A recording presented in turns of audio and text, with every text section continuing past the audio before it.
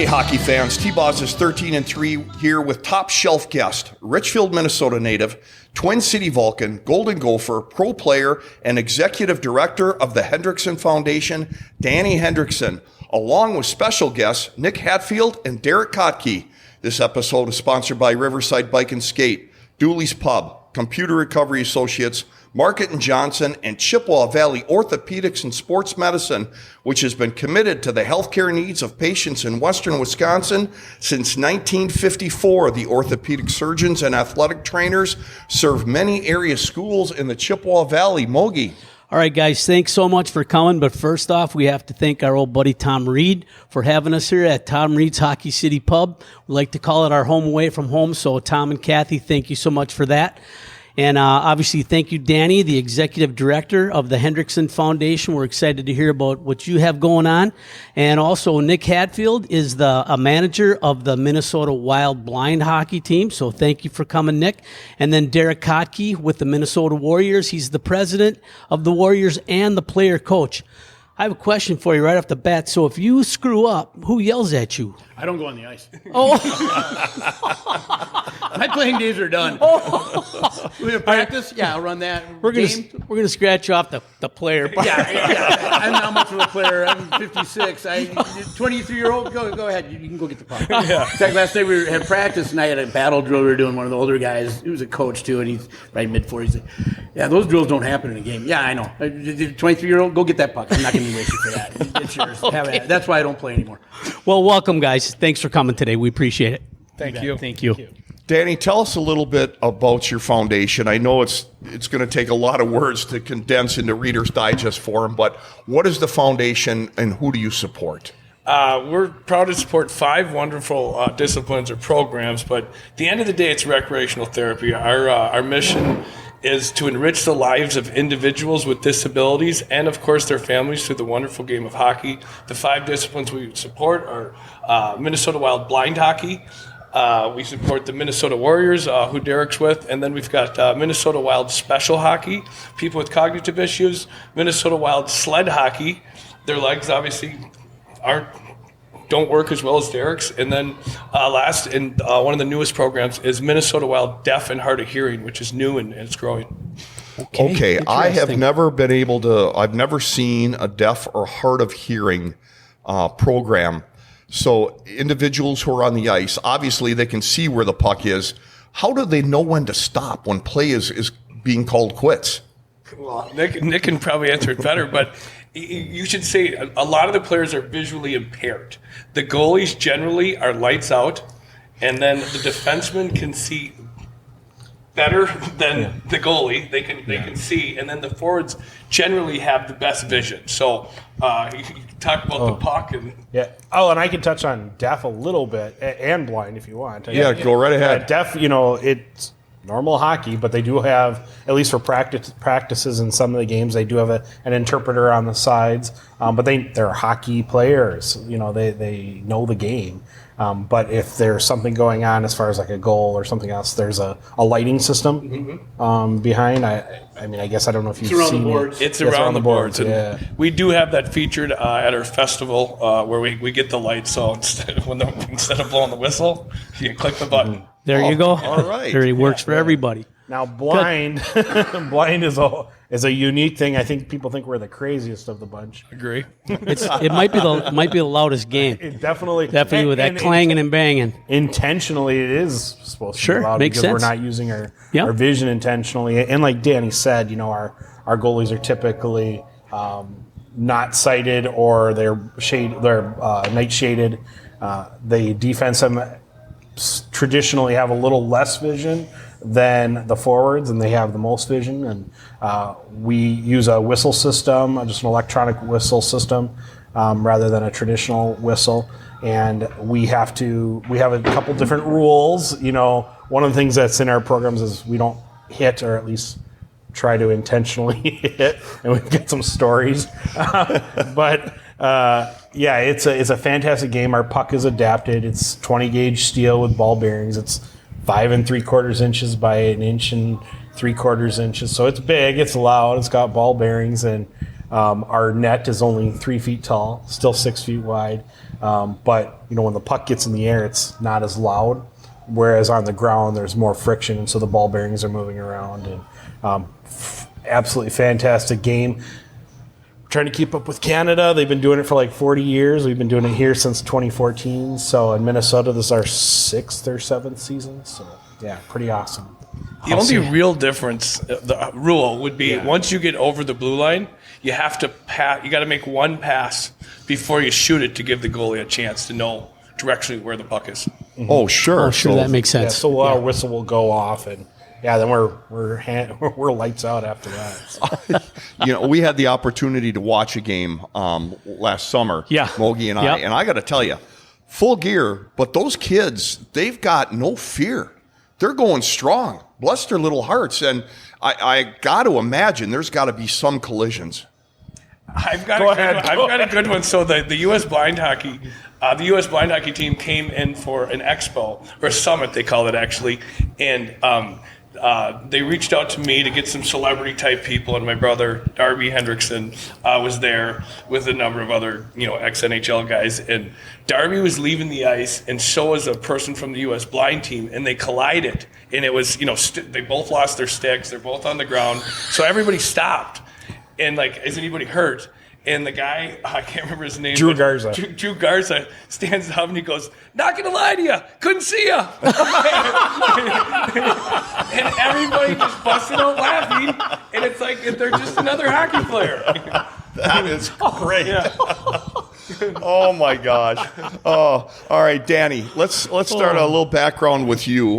When did you fall in love with the game? You've got a hockey playing family, and when did you start, and how did you fall in love with the game? I'm like a lot of Minnesotans. I started skating. I think I was 3 years old. I'm sure my dad put me on the ice when I was 1 or 2, but I don't remember not skating. We had a rink down the street from our house, and that's where we grew up. And back then, it's like I'm sure we had video games, or maybe we didn't, but it's like in the winters, you're at the park all day. In the summers, you're playing roller hockey, on the tennis courts, getting yelled at by the tennis players, and or else you're playing street hockey. So it was just it was a year-round thing, and we played other sports, of course, but hockey was definitely our passion. Being a Hendrickson, I don't know if that's part of the name or not. Well, your dad's a coach. Yes. We were around a lot of wonderful hockey players throughout the years. So let's talk about that a little bit. Your dad, Larry Hendrickson, patriarch of your family, legend. He was a larger-than-life character. I did a little research on him, and sounds like you led a pretty amazing life, and you guys got to see a lot of amazing things. Tremendous athlete, coach, businessman, friend, and your dad and your mom, Jane, passed on a love of people, compassion, and passion to you and your siblings. So how did they pass this on to you, and tell us what kind of an effect it had on you and your brother and your 2 sisters? I mean, I think it's pretty basic when you look at, how do you treat people? You treat people with kindness. You're welcoming to everybody, unless they're going to be a jerk, then you change. But I just think it's just, I'm just biblical. Be kind to other people, and when you're nice to other people, people are nice back. But Larry was unique because he was burly. Like, he had big Chesapeakes and big trucks and loved guns. And but once you got to know him, he was a softie, and he cared about other people, and not to a fault, but like, he was a very unselfish person, and he wanted people to the immigrant theory. He wanted everyone to have a better opportunity than he had, and he had a blessed life. But he's like, you deserve an opportunity, and no matter what you're doing. Well, Derek, we've got Danny's story here. Before the mics got turned on, we found out that you're from Eau Claire, Wisconsin, where I currently live, and you played for a legendary high school hockey coach by the name of Tom Kuklinski, and his reputation as an ornery son of a gun precedes itself. But so how did well earned. How did you get involved in the game, and did you continue playing after high school? So, just like Danny, you get the skate strapped on at 2 or 3 years old, and all of a sudden all your buddies are playing, and it just consumes your life. Hey, we're done playing hockey today, but let's go play in the driveway. Let's go up to Putnam Heights and play up there. We would always be at Putnam Heights playing every single day, and then we go to practice. So you just fall in love with the game. And after high school, I just went in the military. And when I came back, it was, well, my playing days are done. Now what? So I got into coaching. And when I came into the Warriors many years ago, this has been a great fit. Finishing my years of coaching, that's done. Now I just focus on the Warriors. And Nice. what prompted you to get involved with the Warriors? What did you see in that program you wanted to accomplish? Well, for me, like I said, like we were talking beforehand, I found the Warriors. I ran into them at the Hockey Expo, actually on a periphery wing, and just out of luck, and was like, oh, all right, that's awesome. I want to do that. And I hadn't hung out with veterans. I get done with college, get done with graduate school. I don't run into veterans in my professional life. And now I'm out there with veterans and hanging out with these guys. We all have the same stories, and we have something in common. It's a big difference. It's a big change. Can you share with us what the Warrior program has done for you personally? Opened up a whole lot of new friends. Okay. People that you can count on. In fact, my wife had said that one time, hey, why don't you hang out with some of your other friends there too? Well, I do, but with the Warriors, I know if I picked up the phone at 3 a.m., I can call them and someone's going to come. Well, they've had a lot of the similar experiences that you've had, and I think that's part of what brings you guys so close together and makes that locker room a special place for you. It's if you've been in a hockey locker room, it's a really special place, right? Well, when you're with your brothers and you're hanging out after weapons draw or something like that, but you marry the two up, and it's just a great combination. And I got stories of guys who come into the program, and we can get to those later, but didn't even want to be with people and associate with people, and it opened them up like a flower. And they're functioning better in society, their family life's better, their home life's better. We help people like that throughout our programs. Today with 300 people, we're helping people every day. Awesome. That's great news. Nick, you came into hockey through a different portal. I did. And from my understanding, you never strapped on a pair of skates your entire life. No, well, I'll take it back. So like I said, I was from Wisconsin growing up for the first 10 years. And first time I put on a pair of skates, I'm from Monroe, south of Madison. And first time I put on a pair of skates, period, I broke my leg. Rough start. So let's fast forward it to 2 years ago when our head coach, Brian, said, you want a pair of skates? And I was like, well, yeah, I just bought a pair. And because my son was playing, and he's like, yeah, you better strap those on. So I guess I cold feet, and now I'm coaching alongside him. And so I just started skating. And, I guess the story is I knew about Hendrickson Foundation vicariously through my two nephews who play special hockey in Brainerd. And my sister-in-law and her brother are from Richfield and knew the family. So it was like this interesting connection. And my son, I kept saying, hey, you want to join? You want to join? No, they play all too far away. It's in Woodbury, and then COVID happens. And we're like, gosh, Brady, I think you'd really like this. You love listening to the Wild. And, I was like, there's a place for you, buddy. And he was just kind of like, kind of in that younger age where he didn't know what he could participate in. Yeah. And then I was like, there's blind hockey, man. He's like, really? I was like, let's try it out. And the rest is history. Like I can't even describe it. He's taken to the ice. I don't want to get my Kleenex out here, but there's tough things that our players go through, just like in any of our disciplines. And in the vision world, and this is my 20th year actually teaching special education, and I've dealt with this for so long. And in our world, we deal with these Y's, the letter Y, disability, accessibility, diversity, advocacy, accessibility, just all these Y's, right? And I was just, as an advocate, to try to help my son out and other players like him, just to do everything that his peers are doing. Hockey. Hockey and sports are these things that our Minnesotans like love to talk about and play about, and so as he joined, these conversations got to be real with his classmates and other people in our friend circle, and this kid, who's always been a great kid, don't get me wrong, has just blossomed to this awesome young man, and my relationship with him has just strengthened immensely through this silly sport. And I got this guy to thank and be a strong advocate for, and it's been an amazing. I don't know.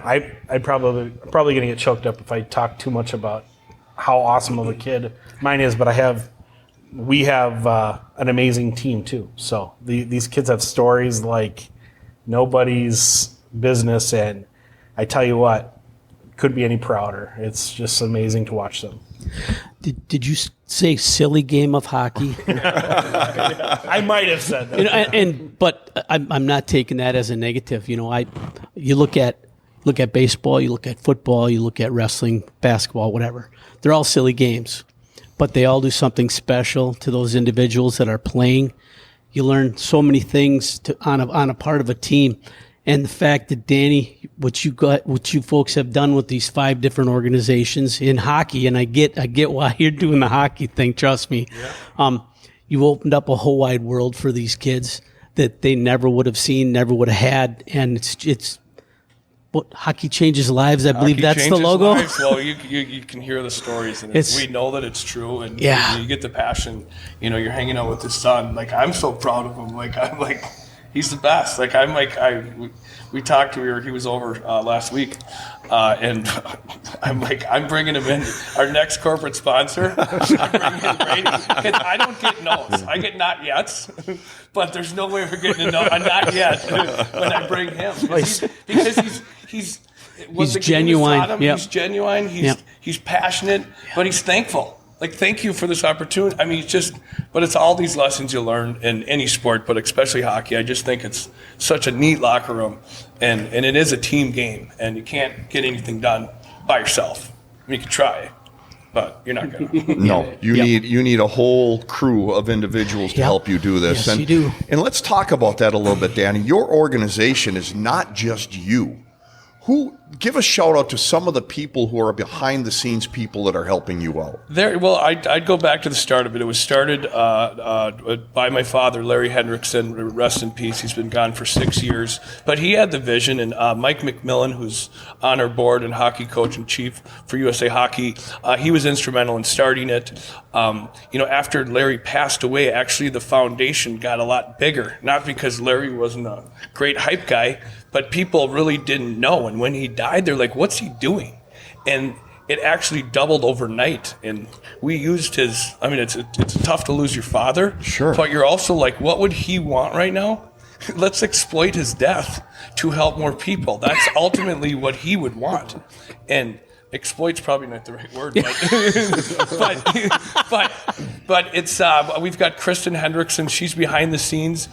Doesn't matter, we're not related. We just happen to have the same last name. But Kristen is behind the scenes. I was just with her.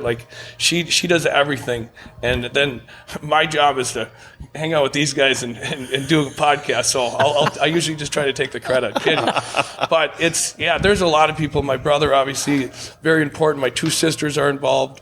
My brother's wife, she does all of our merchandise, so we have an unbelievable director, our volunteer director, and then at our big event, which I'm sure we'll talk about, we have over 100 volunteers come throughout the weekend, and some of them are parents, some of them are the Warriors, but it's just amazing how many people are involved and how many people care and just want to be a part of it, because it's just a positive, uplifting thing, and you get to hear these stories of how hockey has changed their lives, and it's neat for everyone.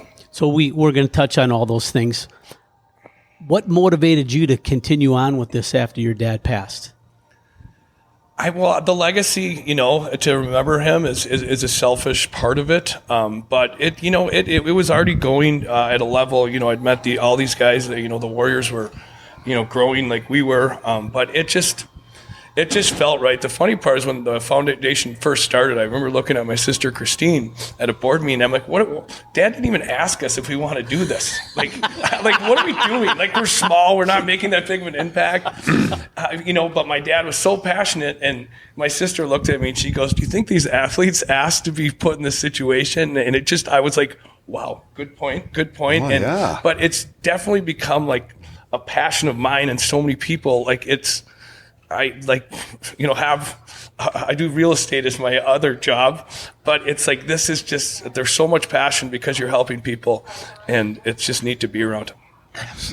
You all have some significant stories to tell about what this foundation has done to individuals. And Nick, you shared about your son. Is there a warrior that you can think of off the top of your head, Derek, that as you look back, that this game literally changed their lives or helped them out of a deep, dark area without providing a name? I have a lot of stories on that, but I'm going to keep them very generic just so that,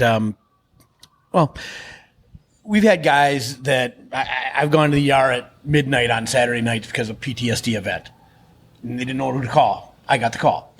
We have other guys that we take care of our own. We have 3 different regions, and so each region has their president and their leadership. And guys have problems. They reach out, and we take care of them. But we are in such contact with everyone. We have ice once a week at least. We have events, whether it's going and playing pool or someone's house for barbecue. But we try and keep a very close eye on all of our players to make sure they're all doing good. Hey, why didn't Bobby come? Someone go check on him. And so other ones, take another guy. I went into the VA because I had a change in my rating and I wanted to talk to somebody about it. "Oh, dude, you got a Purple Heart there. You like hockey at all?" "Oh, you do? You never really played?" "That's all right. Let me tell you about my organization." "Dude, I don't really like people. I get it, man. I get it." A few days go by, I get an email from him. "Hey, I might be interested a little bit." And long story short, he came out. It changed his life. That's great.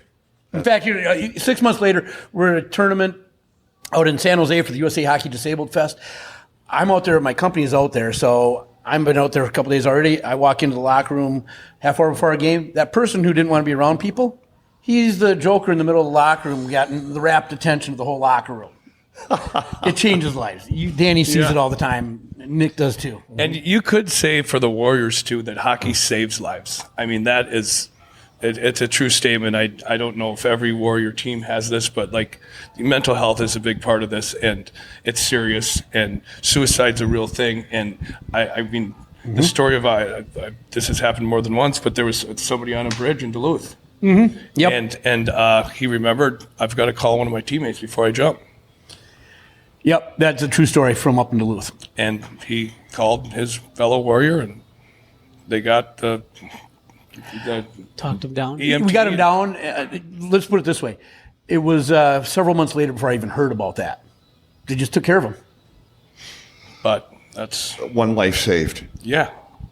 That's a phenomenal story. You guys are branching out into what is obviously needed. And for our listeners, is there a .org or a website or someplace? MNWarriors.com. MNWarriors.com. MNWarriors.com. You can just look up Minnesota Warriors on Google. You'll find us there too. And I'm assuming that if a Warrior or a veteran reaches out, you are accepting of whomever they are. So, yeah, we do have certain criteria. First of all, if you have a Purple Heart, you're good to go. Otherwise, a rating from the VA, whether it's 10% all the way up to 100%, but to have a rating from the VA. And then there's some other gray areas where other things may be considered if you don't meet the first 2 criteria. But what's really important to understand is this isn't the Minnesota Warriors setting this criteria. This is set by USA Hockey. Now, we may have had some involvement in it since we were the 2nd or 3rd program involved, but today there's over 51 programs like us around the country. And so that criteria was set by USA Hockey and is very important. Do you have any idea how many players that encompasses? Well, Minnesota, we're the largest program in the country, and with a lot of help from Danny. Hey, Jeff. But we have 300 players here in Minnesota. in, let's say, Michigan, they got 2 teams. They probably got a good 80 people there, and so other parts of the country, Florida has 3 teams, Texas 2 or 3, and so forth. St. Louis has at least 4. I'm just looking at the teams that will be at our festival. There's 3 teams from Alaska that are flying in, Warrior teams. Then there's another sled hockey team that's coming. So I mean, it's gone. So it's 32 Warrior teams. 32. We'll be hosting 32 Warrior teams, May 30th to June 2nd. And so when I say 51 teams, like 51 organizations like us, now under that organization, there could be multiple teams. Sure, multiple teams, We have 3 regions here in Minnesota, but that encompasses really 9 teams, maybe more. They'll have 9 teams in our tournament this year. Wow. So how are they classified? Are they like A group and a B group, C group, or you just throw it in a hat? And can you stop talking? I already know. It's so funny because sled hockey actually will have 24 sled teams, and that's fairly easy. But when you're dealing with the Warriors, it's every team's. The A's are easy and the D's are easy, but there's going to be 8 different divisions. But it's tricky. But you know what? At the end of the day, you call up the team leaders, 1 to 8. Where do you think you should be? Be honest, be fair. Yeah. And we might screw up 1 or 2 teams, but it's pretty competitive, in every level. And it ultimately doesn't matter if you win the A, if you're going to call it the A division, or if you win the D. I mean, they both matter. Winning's fun, and that's part of it. Yeah. But I mean, to be with your buddies and to win is, it doesn't matter the level, but you're playing. It's not a magical system to figure it out. And there's more to that too. With all the teams, whether it's Hendrickson tournament or any of the other tournaments around the country, our guys getting out there and playing against the other guys because we know them. And the other younger guys know a lot more of them than I do. But the fact that, hey, they served together. They were in a war together. We got guys who come from other programs because they moved to Minnesota. But so when we go play these other teams, we know them. That's great. There's a little friendly competition. Absolutely. And so when Danny says winning is fun, it's a lot of fun to win. But you know what? At the end of the day, all anybody remembers is how much fun they had at the tournament. Wow. All right, I'm going to give a couple of quick shout-outs here. Are we going to do that? We're getting so wrapped up in this conversation here. Oh, Computer Recovery Associates specializes in removing, monetizing, and recycling computer hardware from large data centers. Whether you're looking to relocate, repurpose, sell, or recycle, Computer Recovery Associates can help. Check them out at computerrecoveryassociates.com. And Market & Johnson. They are a huge contractor out of Eau Claire, Wisconsin, and they are longtime supporters of the great game of hockey and our youth throughout the Chippewa Valley region. Mogi. So, Danny, let's go back to your dad a little bit here. He had a number of positions in the game of hockey, and one of the things that we realized that he did was he was a strength and conditioning coach for the Gophers when Herb Brooks was there. Correct. So, is that any reason why Darby went there, you went there, anything like that, or just because you were super studs? Well, Darby's got a son that's going to be there next year too. But so we've got a lot of, well, you're from Minnesota. There's a lot of U of M people, but what was the question? Why we went there? Did that have any? Conditioning, actually, the strength and conditioning, that's a fun story because this goes back to the origin of HF in the 70s. HF's it's not obviously around in the 70s, but my dad breaks his neck playing hockey, gets hit from behind, and he's in a full body cast for 9 months with the halos. And he was given last rites with this type of break. I can't remember the exact break, but you almost always suffocate. He didn't. They did everything right. He got lucky, but while he laid there, once he got out and once he recovered, he always said, why did I get lucky? Like he was meant to do something more. And with going through that, he then became obsessed with what your body could do, and that's where the strengths, in the 70s, this is Arnold Schwarzenegger days, it's not as popular, there's not a Lifetime in every corner, but he built a gym, and so we grew up with this, the Hendy's Garage, and my dad was just jacked, and he just loved working out, but he didn't push Darby and I, but when you have a gym there and you're watching your dad do it, you're going to end up getting in there yourself, but it was it's just that passion to, But the game of hockey is obviously what he loved the most. But using, the body to see what it can do on the rink was what, Big Lair, what people know him for.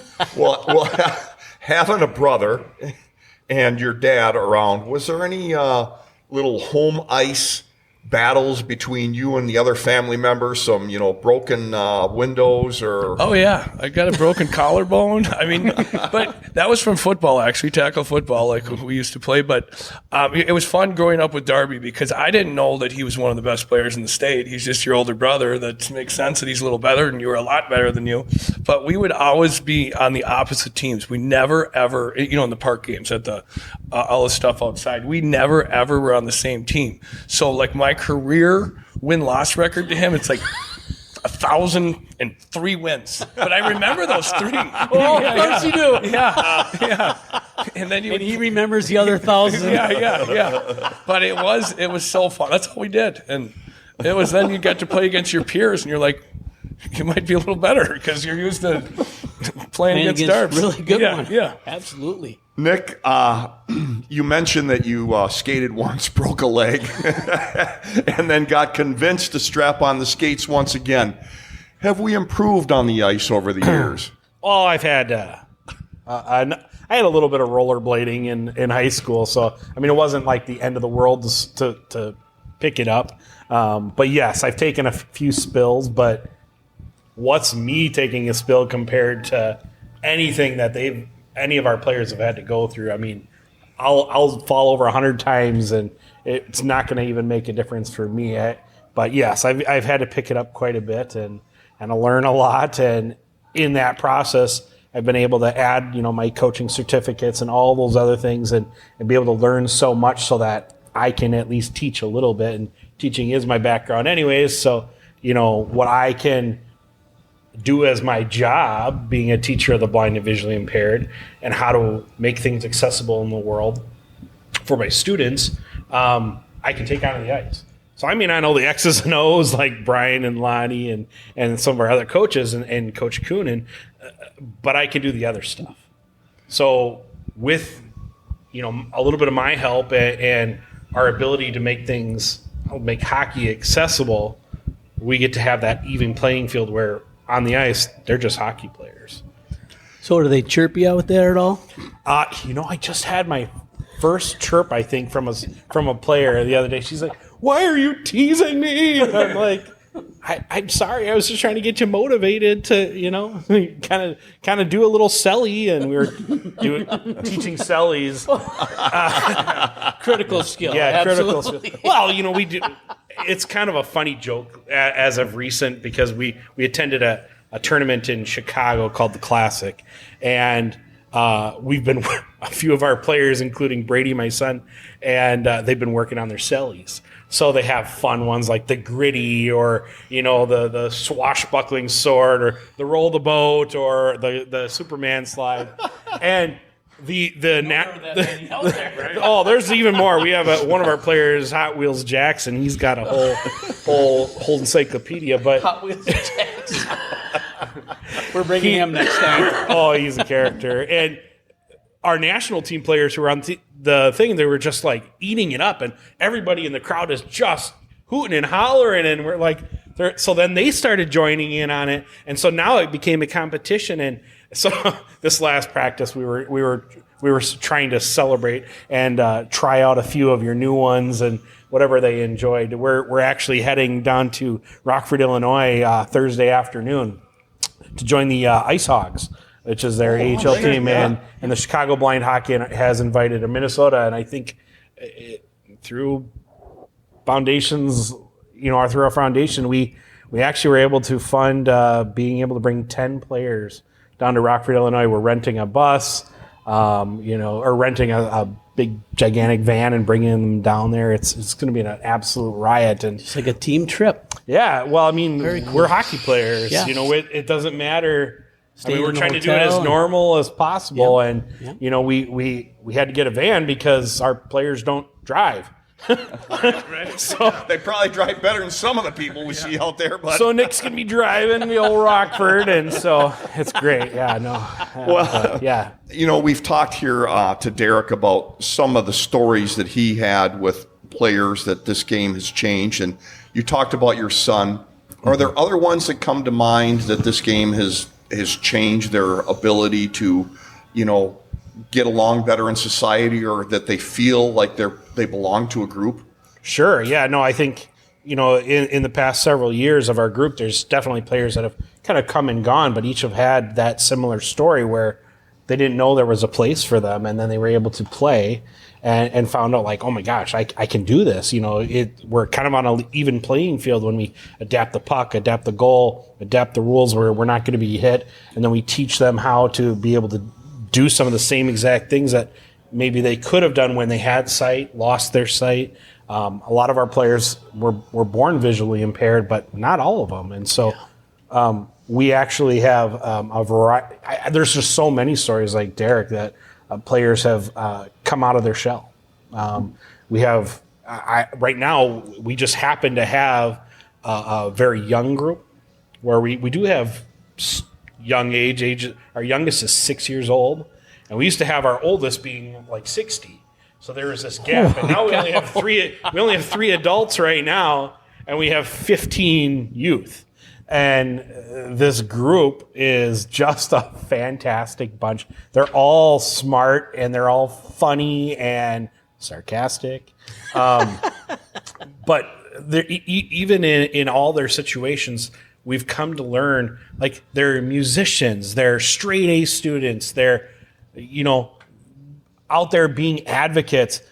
Brady, my son, wants to fundraise for every possible event possible for every group. So, I mean, he's helping me run meat raffles. He's, you know, hey, a year ago, he suckered you into buying some programs at the Wild game. And that's where this all started, you know. But he's great. He's great with Split the Pot, too. And but we have every single one of our students has had to deal with one of those whys, like I talked about. And their why, when they get on the ice, now gets to be a B. I get to be a hockey player. It's just amazing. Yeah, I can't even. I would add to this too, and this isn't what it's all about, but there's an opportunity if you're in blind hockey and you've got these young, talented players, that there's a U.S.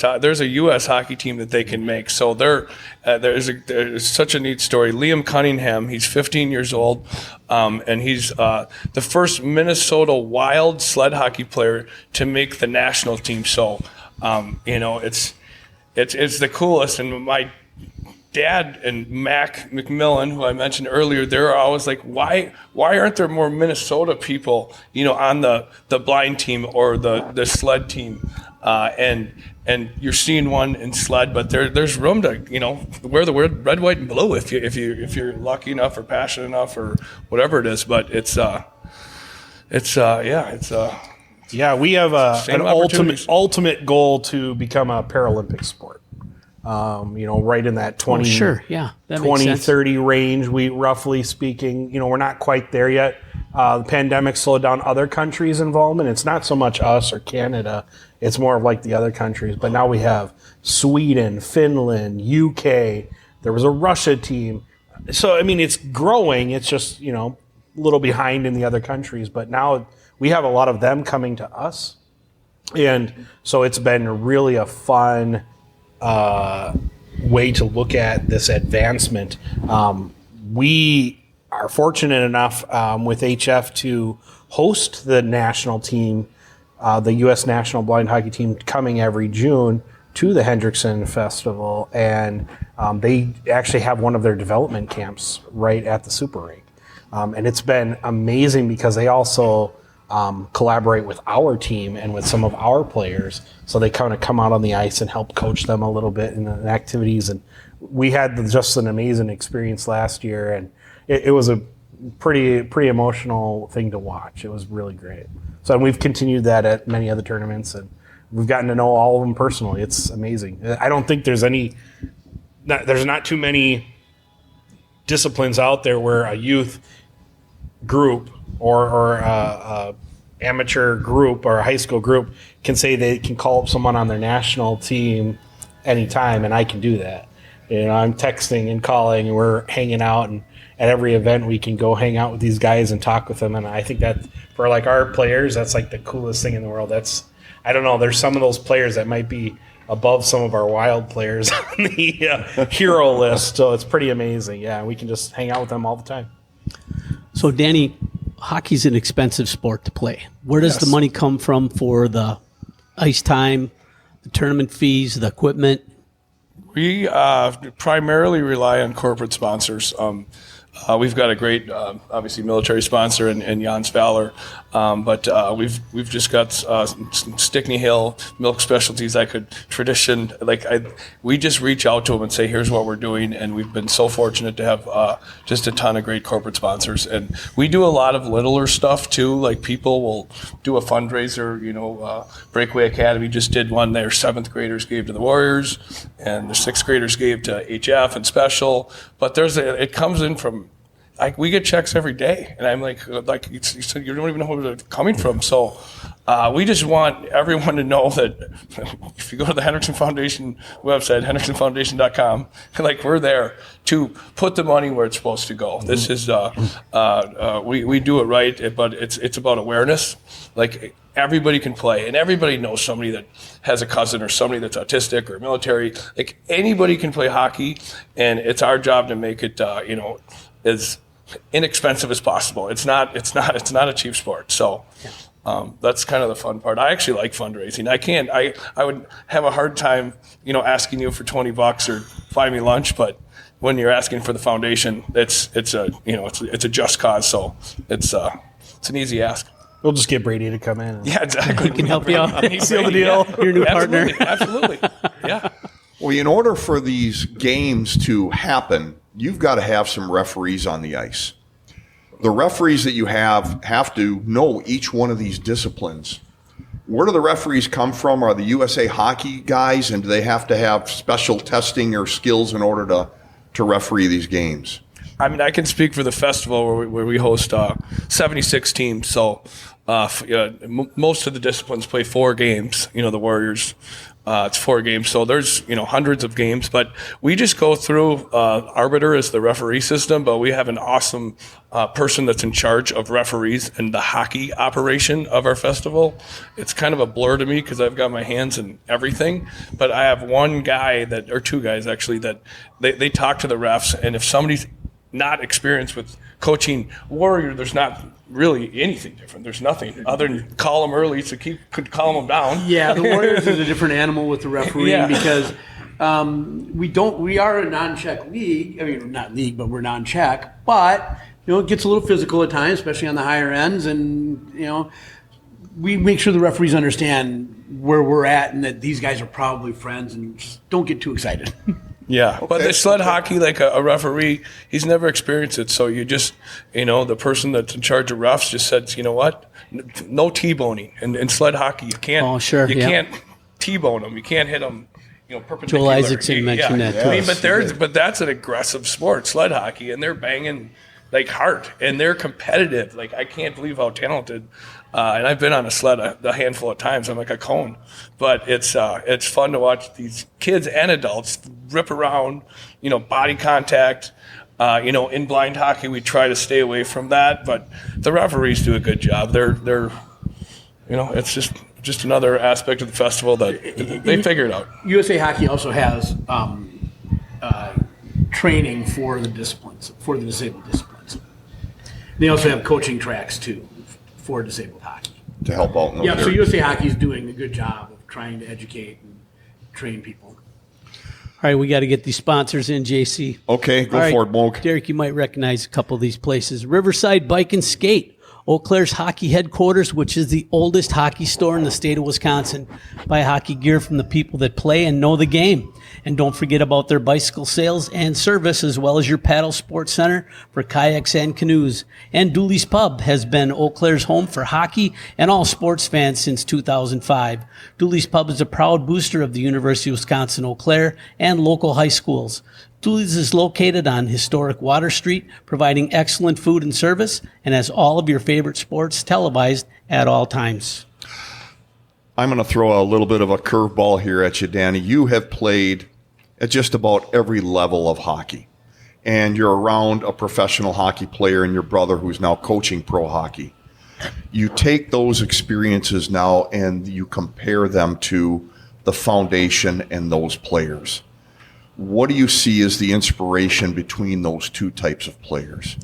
I mean, I think it's similar. Like you could say hockey changes lives. That's what it comes down to. It's definitely changed my life in such a positive way. You look at Brock Faber, he plays for the Minnesota Wild. Hockey has changed his life. Obviously, he's having just a wonderful rookie season. His sister Paige plays special hockey, and hockey's changed her lives, And you look at what's the difference to, Jay's the dad, Eric Carey's the mom. Like, it's like watching their daughter Paige is as fun as watching Brock. So it's just, I don't think there's a big difference on what level you are. It's about having fun. I mean, every one of our friends, you guys still play. Like, I mean, it's like it never stops. Like Derek said, it's about friendships and, belonging to a team or being a part of a group that likes to skate on whatever day you guys skate. It's Mondays, Wednesdays, Thursdays. Okay, you guys skate more than depending how old we are. But it's you're part of something, and you maybe go get a burger after. Right. Maybe a couple hockey pops. Maybe maybe a hockey pop. Yeah, exactly. That's the way it works. Yeah. All right. Is there something in our conversation today that we've overlooked that you want our listeners to know about your organization, or a shout out to anybody in particular? I would just say we have our largest event coming up May 30th to June 2nd in Blaine, Minnesota at the National Sports Center. If anybody's listening and wants to be a part of it, volunteering, or, of course, we would love a corporate sponsor. You can go to HendricksonFoundation.com. My phone number's on there. Call me direct. And we would love to have you be a part of it in any way, from small to big. We'll name the whole festival after you if you give us $100,000. We will. $100,000. We'll say brought to you by.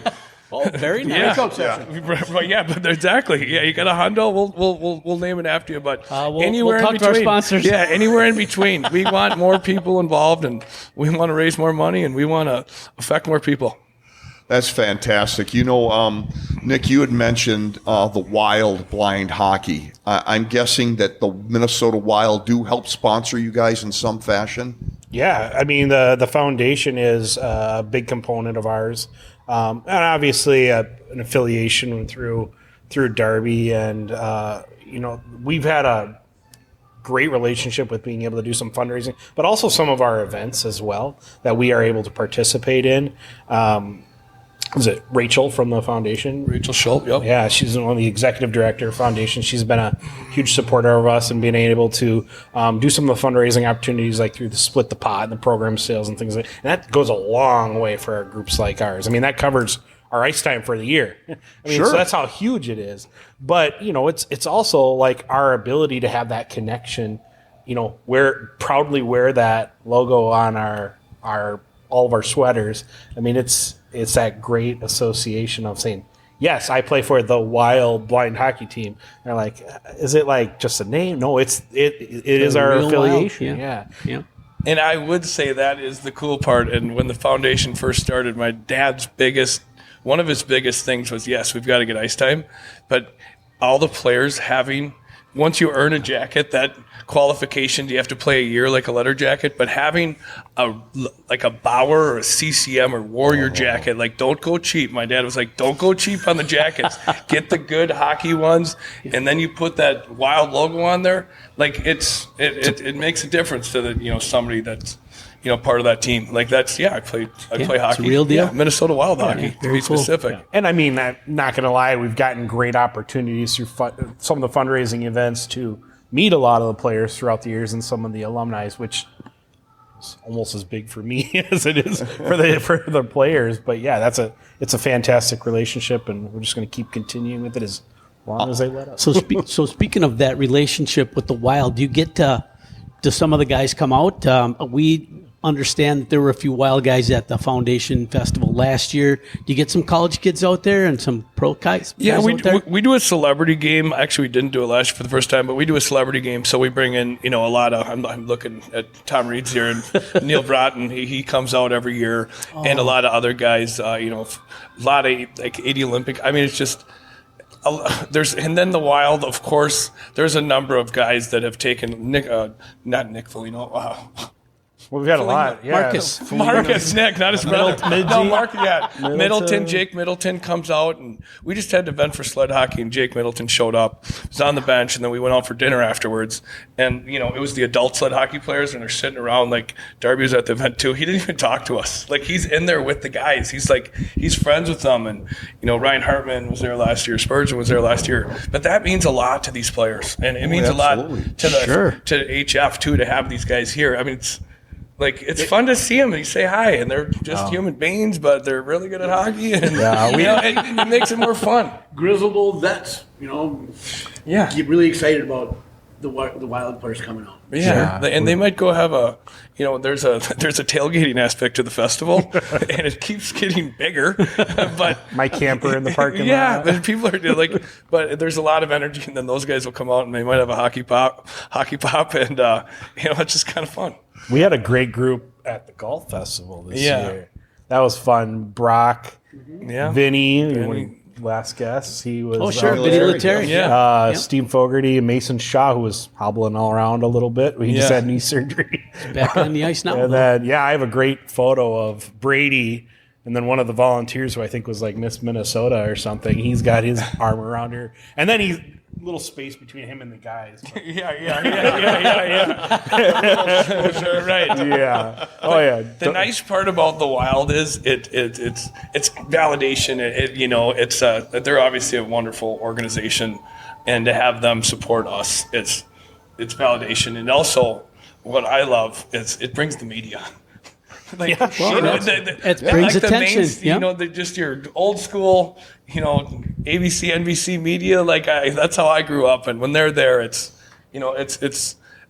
free press. To get the word out there. This is available for everyone. Yeah, free advertising. Oh, I got one last question, and that is, if you can think of a comical story that involves one of the players, kids, whether adult or not, that it sticks in your mind that just you got to chuckle about. Let me think for a moment. I got to make sure it's PG. Right. I was going to say, I know you can tell a lot, and I'm not generally in the locker room, but I do come in, from time to time. But the banter that the Warriors have specifically, and I'm sure it's every discipline, but the Warriors, because they're all adults, I feel comfortable walking in and making fun of them. But it's just old school hockey, and it's PG. Yeah, no, exactly. He's struggling. Yeah, I will tell a story about one that is kind of funny. We were having a scrimmage. This was years ago. We have a couple players that are missing limbs, and now this guy, he's missing it up above the knee, and he's missing it above the knee, and he went into the boards and fell down, and twisted and was cranked underneath them. The other team didn't know this. They're all freaked out. Oh my God, are you okay? Are you okay? He's I don't know, man. He played it up a little bit.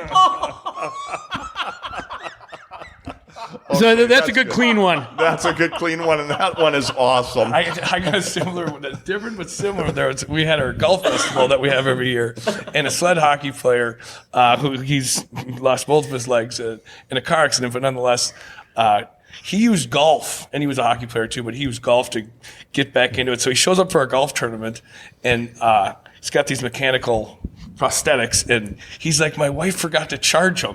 And we're like, can't you charge your own legs? You're a 40-year-old man, or whatever age he. Aaron Holm, actually, Wiggle Your Toes, who is a great organization, but he blamed it on his wife. She forgot to charge his legs. Yeah. Oh, that's awesome. Oh, gentlemen, Danny. You got another one? Nick? I have great stories, not funny stories, but I will say one of the cool things with our team is we have kind of a traveling trophy.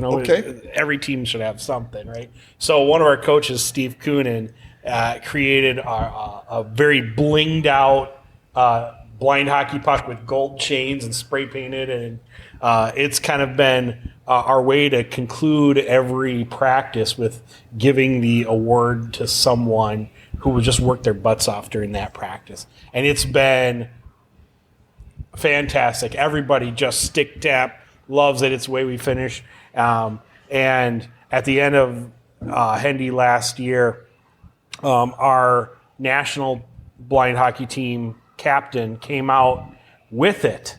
So one of our coaches snuck it over to him, and he gave this huge speech. And I'm just toting around. Then he goes, and the award goes to Brady Hadfield. Oh. And I think, if you jump in hockey, I think he jumped about 2 feet in the air when he got that, because he just felt so proud of himself. And that's what a lot of our players feel every time they're on the ice, is that pride. And so I just want to encourage, if there's also any listeners who have someone who's visually impaired in western Wisconsin or the farther reaches that I haven't found somehow, to give us a shout out, and Google us on Minnesota Wild Blind Hockey, and our Facebook was just hacked, but otherwise we got Instagram. Yeah. If you go to Hendrickson Foundation, you'll be able to see all the disciplines, and if they called me about Warriors, I'd say, here's Derek's number. Yeah. Here's Nick's. Here's Nick. If it's blind hockey, here's Nick's number. Mogi and I cannot say enough about what you guys do for the game of hockey, and it truly is for everybody. And Mogi and I have learned a lot since we've done this podcast. And gentlemen, from the bottom of our hearts, thank you very much for being guests today. Yeah, thank you. Absolutely. Thanks for having us. And please know that you're welcome on June 1st, the Saturday. We want you back. I got it. Yeah. Marked her down. I got it. All right. Yep. Ladies and gentlemen, please don't forget to leave a comment on your social media platform. It helps Mogi and I stay in the game. Mog? And a big thanks to our special guest, Danny Hendrickson of the Hendrickson Foundation, Nick Hadfield from Minnesota Blind Hockey, and Derek Kotke with the Minnesota Warriors. Please remember our sponsors, Riverside Bike and Skate, Chippewa Valley Orthopedics and Sports Medicine, Dooley's Pub, Computer Recovery Associates, and Market and Johnson. Please follow us on your favorite social media platforms. And remember, folks, until next time, keep your head on a swivel and stay on your inside edges.